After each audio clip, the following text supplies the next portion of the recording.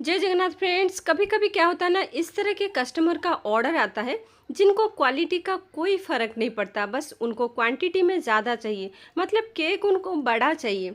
तो आज का ये जो ऑर्डर था, कस्टमर ने मुझे सुबह के 11 बजे ऑर्डर किया था और शाम को 7 बजे तक उनको लेना था। उन्होंने मुझे एक चॉकलेट केक हाफ केजी का ऑर्डर किया था और उनको मिक्की माउस थीम का केक चाहिए था। ऑर्डर रिसीव करने के 10 मिनट के अंदर अंदर मैंने स्पंज को बेक होने के लिए रख दिया।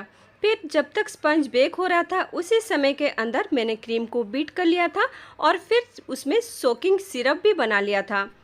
फिर केक बनने के बाद उसको ठंडा होने के लिए रख दिया। फिर 3 लेयर्स में मैंने उसे डिवाइड कर दिया और हर लेयर को मैंने सिरप से सोक कर लिया। उसके ऊपर क्रीम फैलाया, चॉकलेट गनाश लगाया और फिर चॉकलेट को कद्दूकस करके उसके ऊपर डाला।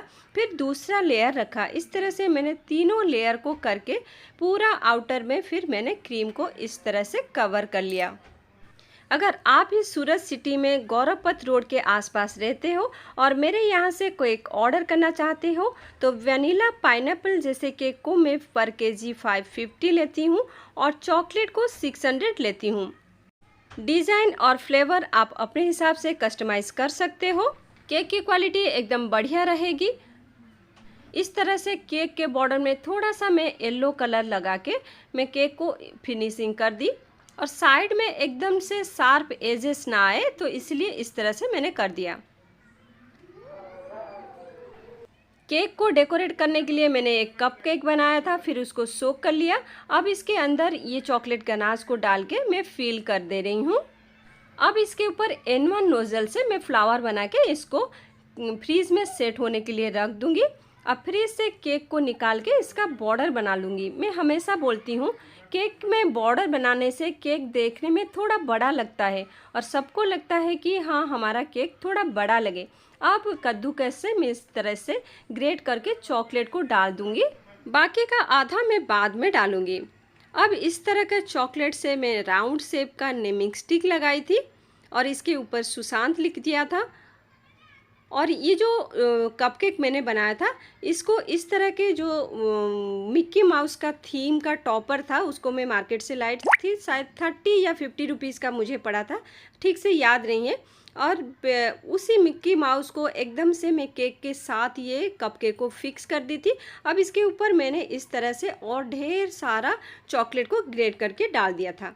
अब सामने मैंने इस तरह से टॉपर लगाया, फिर बाकी के चारों टॉपर्स को ऐसे साइड में प्लेस कर दी थी।